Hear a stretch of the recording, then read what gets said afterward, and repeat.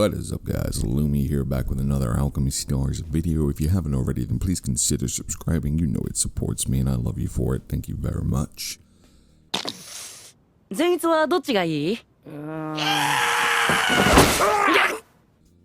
This one took a long time to make. I mean, I don't main forest yet in essence. I do main forest on my water account, so I do have quite a few of the units now on that account, and I do understand the majority of what each of those heroes do. So a lot of this tier list is going to be a bit of theory crafting with a bit of play. Now please take the disclaimer that this is my personal tier list and how I rank these heroes as well. I will be putting them in regards to how I feel about them.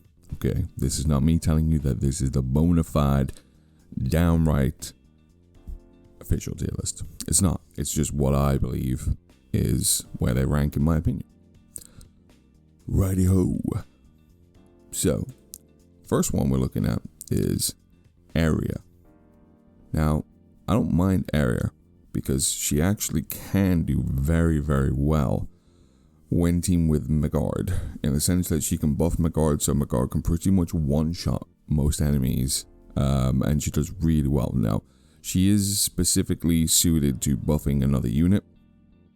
Now, I put her in the A tier because I think she could possibly do better, but I think her kit holds her back a little bit. So, her active skill controls a magic sword, which increases a unit's attack by 25% that round. Now, after that, it does decrease attack and defense by 50% for one round. That's where I think she falls under the A. Now, if she didn't have that deficit where she then reduces everyone's attack by 50% afterwards, I think she would be like SS, triple SS if even.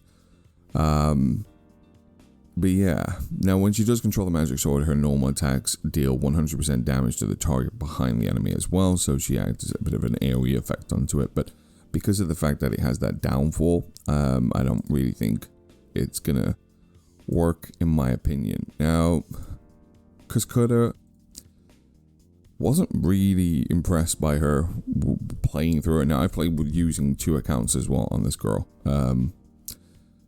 She selects one enemy in a full screen range, so she can pretty much select any enemy on the entire field, and she does 400% damage to the enemy who occupies a single tile and can be knocked back, which is, I don't know, like, I don't know where you would need one single knockback where that would actually come in. She seems like she's trying to take on like Nails' combination, where he can kind of select something on the map and do some really big damage to it, except for hers is on a smaller scale and she has that knockback.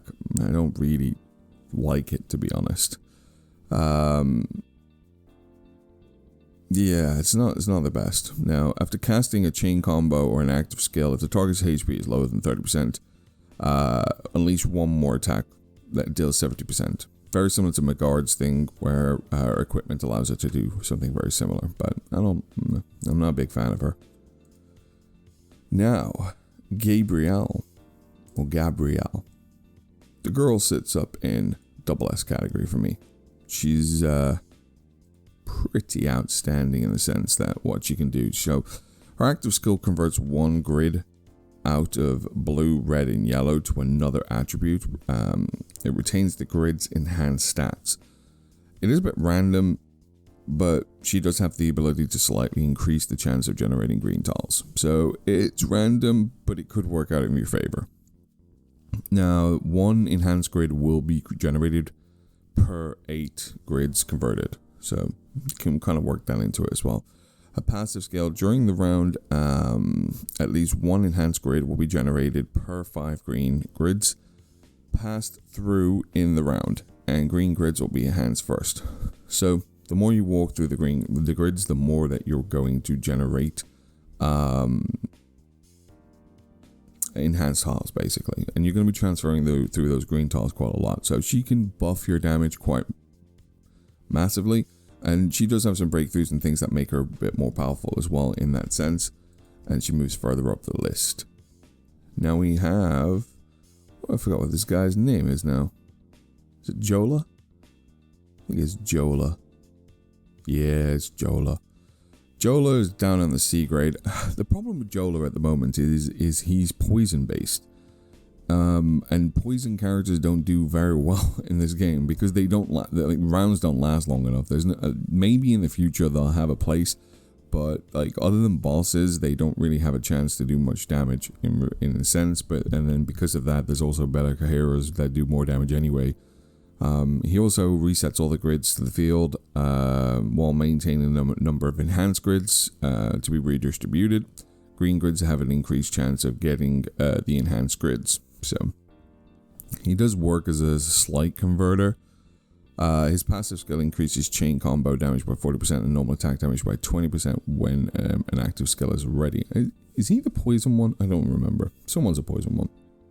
But there's so many more units than Joella that do very similar things. So in my personal opinion, I haven't really used him that much, and I don't think I'll ever use him, and I stuck him in the C grade because of that. Now, just don't worry.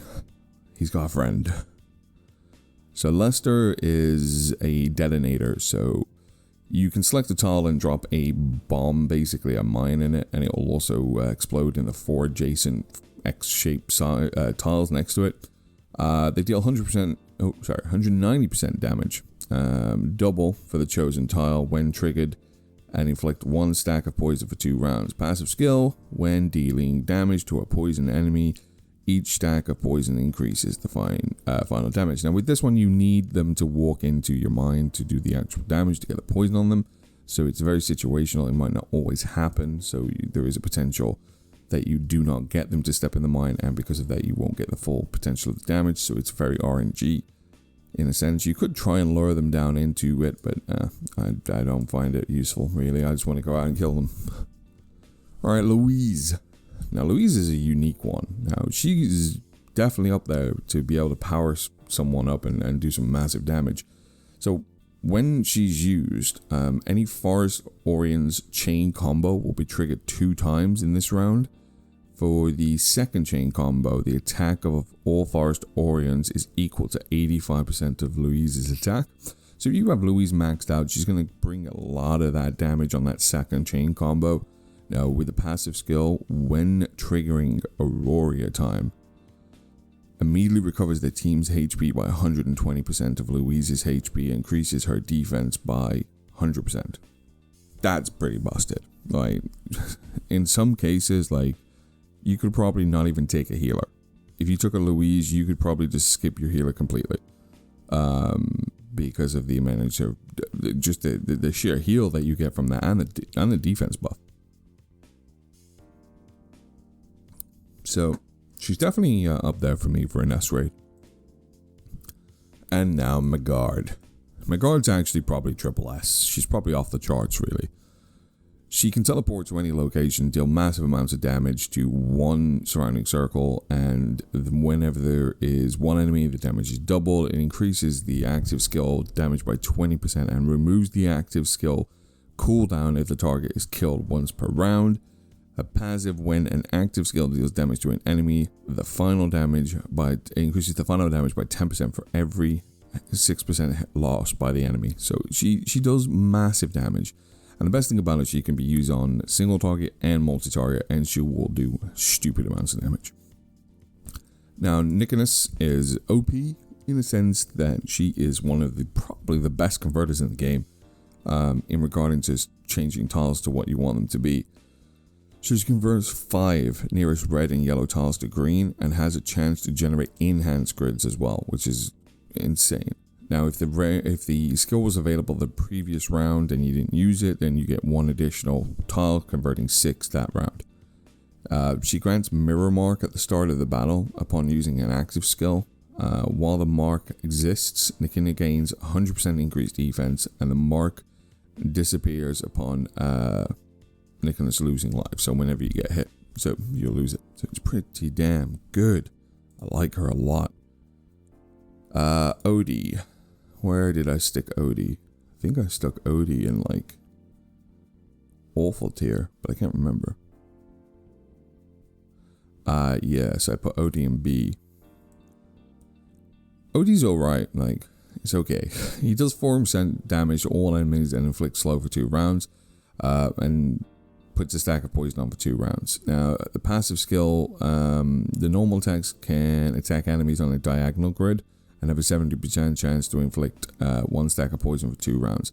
Which is pretty good if you're running some sort of poison comp with Lester maybe, but poison damage for me, I don't know, it's too slow, it doesn't do enough damage compared to just like slapping a boss with Midgard. Like, why wouldn't you just slap the boss with Midgard, you know? It's just, yeah, the poison is weak. I hope maybe we'll get something that sort of brings out the potential of poison, but right now it's just not there.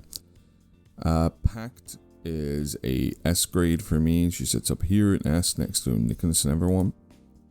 Now, she is pretty good, man. Now, her active skill converts 5 of the nearest red tiles to blue, red tiles to green, sorry, and has a chance to generate enhanced tiles. If the active skill is ready in the last round, it increases the tile conversion count by 1, just like Nicholas does.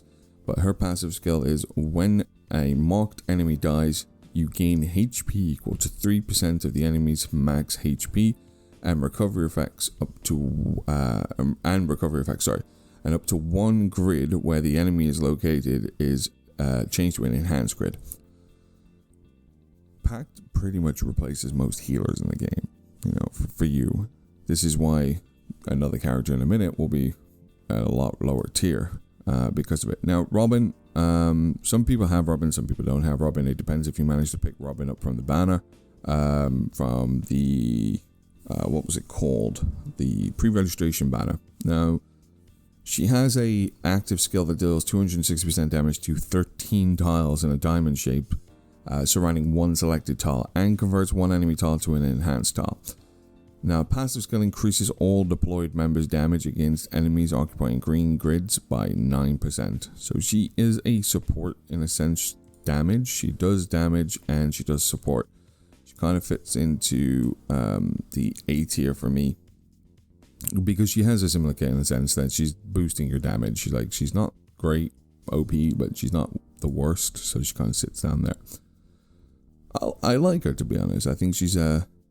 I can't wait to actually play her. Like, I didn't get her in the banner, so I'm hoping that in the future I do pick up a copy of her because I really do enjoy her. Now, Sakaar. Now, I apologize for this one because I don't have a Sakaar. So I'm basing everything on just paper. So she deals 480% damage to enemies in a cross shape to the maximum range and knocks enemy back. Now, she converts the tile area to green. Her passive skill, when Sakaar attacks enemies for the first time, she reaps the soul of the target, dealing the damage equal to 80% of attack plus 5% of the current HP to the enemy. So she does a lot of damage to bosses as well because of the up to 5% of the current HP. Bosses have more HP, so they take more damage from it as such. But she is literally the same as like Barden, Nemesis, those kind of characters. They have the knockback effect and sort of generates all the tiles. So great converter and good damage dealer as well on that one. Who's this chick? I forgot her name. Silva, yeah. Silva sticks down in a B grade for me. She's alright. She selects one of the tiles at the edge in the battlefield and she dashes to the selected tile. She does damage to enemies along the way on and on adjacent tiles, so she's a good character if you want to reposition yourself. Now, when a normal attack or chain combo or active skill deal damage to only one enemy, the damage ignores 40% of the target's defense, so she's good for sticking in boss fights. Like if you're trying to take out one specific boss, then you could stick her in there to boost your single target damage and get more out of it. Now, this is the controversial one, because most people would put this character as probably a S or even higher. I don't suggest that she's anywhere near that. Like, I think she's more of a B to an A. Like, I will give her the benefit of the doubt and give her an A because of her versatility at the beginning of the game, and moving forward in the game, she will completely get replaced by Pact, I believe. Because she is specifically just a one-trick pony. Like, she recovers 70% of the team's HP. If there are any excess healing, the nearest green grid is converted to an enhanced grid. If Aurora time is triggered, the active skill can be used again. Passive skill recovers HP equal to 100% of yours defense when passing through the enhanced green grid. Now, you have to remember, it's enhanced green grid. Now, a lot of the characters and the heroes and the Aurorians in Forest do create enhanced grids, so it should be fine on that one. But yeah, I think Pact is better than her, so that's why she sits in the A, because I feel like she is good for the beginning of the game, but once you pick up a Pact, then you're probably just going to replace her completely. And last but not least, Wendy.